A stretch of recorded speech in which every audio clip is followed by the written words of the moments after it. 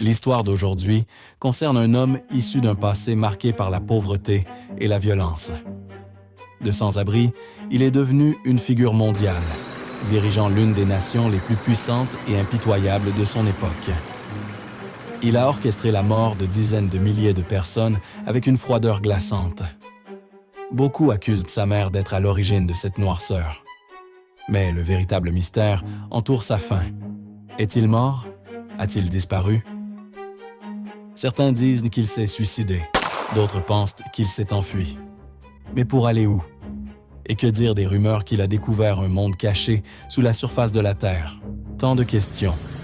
Mais un seul mystère persiste, la disparition d'Adolf Hitler.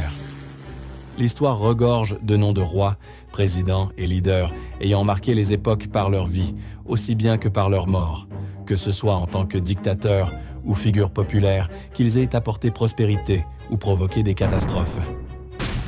Toutefois, un seul personnage semble défier toute tentative de conclusion. Sa fin est toujours un mystère. Le personnage dont il est question aujourd'hui a disparu sans laisser de traces.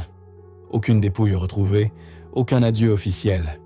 Ce vide a nourri une infinité de théories et d'histoires qui continuent de fasciner. Il s'agit du chef du régime nazi, Adolf Hitler. Avant de plonger dans les différentes hypothèses autour de son sort, il faut revenir sur son parcours. Une trajectoire improbable pour quelqu'un qui allait diriger un empire du chaos. Adolf Hitler naît en 1889, enfant d'Alois et Clara.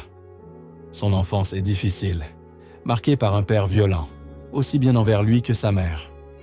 Très tôt, il abandonne l'école, incapable de s'adapter au modèle imposé par son père qui le voulait douanier, alors que lui rêvait de devenir artiste peintre. À plusieurs reprises, il est rejeté par l'Académie des Beaux-Arts de Vienne, jugé inapte. Inapte également au service militaire, il échappe aux obligations. Puis, à la mort de sa mère, ruiné, il passe une partie de sa jeunesse dans des refuges pour sans-abri. Deux faits alimentent les débats. Premièrement, son père était un enfant né hors mariage, ce que ses opposants politiques exploiteront plus tard pour le discréditer et lui faire perdre un large soutien populaire. Deuxièmement, des rumeurs se sont fortement répandues sur ses origines juives, alors même qu'il est notoirement connu pour son antisémitisme féroce. Est-ce vrai? Personne ne le sait avec certitude. Mais ce qui est sûr, il n'a jamais confirmé ni infirmé ces rumeurs. Pourquoi cette haine viscérale envers les Juifs? Certains l'expliquent même par son propre livre, Mon combat, où il affirme que les Juifs sont responsables de la défaite de l'Allemagne lors de la Première Guerre mondiale, ainsi que de sa déchéance économique. Mais certains estiment qu'il existe une raison plus profonde, plus personnelle. Elle concernerait la mort de sa mère, à laquelle il était très attaché. Selon certains récits, le médecin qui s'occupait de sa mère, atteinte d'un cancer, était juif. Il lui aurait administré un médicament expérimental non homologué, ce qui aurait aggravé ses souffrances au lieu de les soulager, jusqu'à ce qu'elle finisse par mourir. Alors, est-il possible que la haine d'Hitler envers les Juifs soit en réalité une forme de vengeance personnelle contre le médecin qui lui a enlevé sa mère? Personne ne peut le confirmer. La participation de l'Allemagne dans la Première Guerre mondiale a marqué un tournant majeur dans sa vie. Il s'est engagé finalement dans l'armée bavaroise. Cet engagement forge son ascension politique, jusqu'à prendre le contrôle du parti nazi, puis de l'Allemagne. Je vous partage un autre fait étrange. Le prénom Adolphe signifie « loup noble ».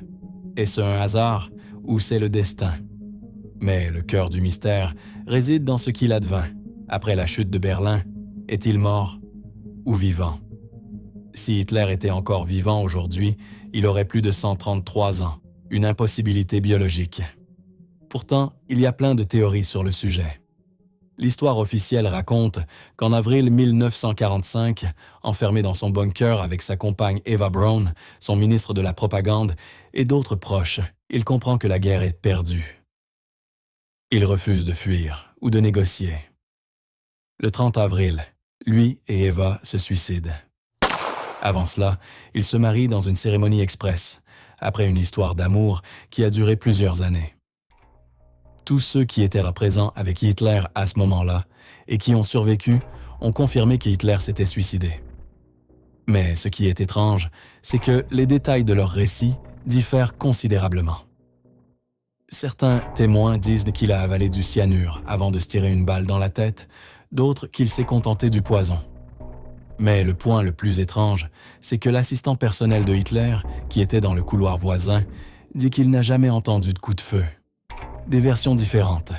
C'est quoi la vérité selon vous? Son dernier ordre, que son corps soit brûlé pour éviter qu'il ne tombe entre les mains des Soviétiques. Cette tâche a été confiée à son assistant personnel, qui a enveloppé son corps dans un tapis gris, l'a placé dans un trou creusé dans le jardin arrière de la chancellerie, à côté du corps d'Eva, puis les a brûlés tous les deux. Selon le récit, pendant que les corps brûlaient, un obus russe est tombé sur l'endroit, déchiquetant les cadavres et ne laissant presque rien. Ce qui rend cette version encore plus étrange, c'est que les Soviétiques affirment avoir retrouvé des restes et les avoir identifiés grâce aux dents et à la mâchoire. Ils auraient conservé une partie du crâne, jusqu'à ce qu'en 2009, des analyses ADN révèlent que ces os appartenaient en réalité à une femme. Alors, Hitler est-il mort ce jour-là? Ou a-t-il échappé à tout ça? Certains pensent qu'Eva l'a convaincu de fuir.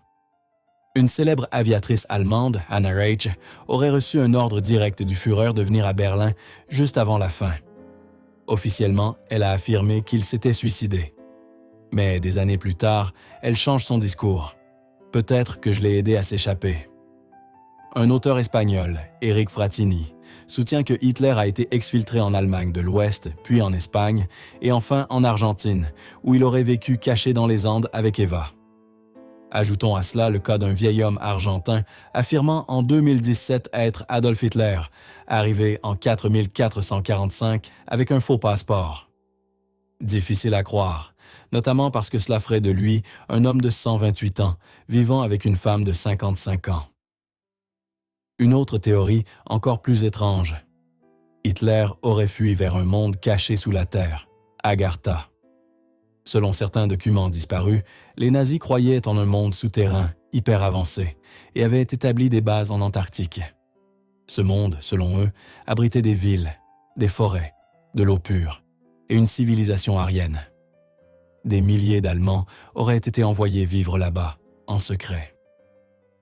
Cette théorie est alimentée par le témoignage de l'amiral américain Richard Byrd, qui affirme avoir découvert une terre verdoyante, au-delà du pôle Sud, peuplée et protégée par des engins volants très avancés. Vrai ou pas? Impossible à confirmer. Mais l'obsession des puissances mondiales pour l'Antarctique et l'interdiction de s'y aventurer soulèvent des questions. Finalement, la disparition d'Hitler reste une énigme sans réponse claire. Et si Eva Braun avait réellement dit dans le bunker qu'elle attendait un enfant de lui, est-il possible que des descendants du Führer vivent aujourd'hui parmi nous sans qu'on le sache? Qu'en pensez-vous? Le débat reste ouvert. Partagez vos théories dans les commentaires et n'oubliez pas de vous abonner.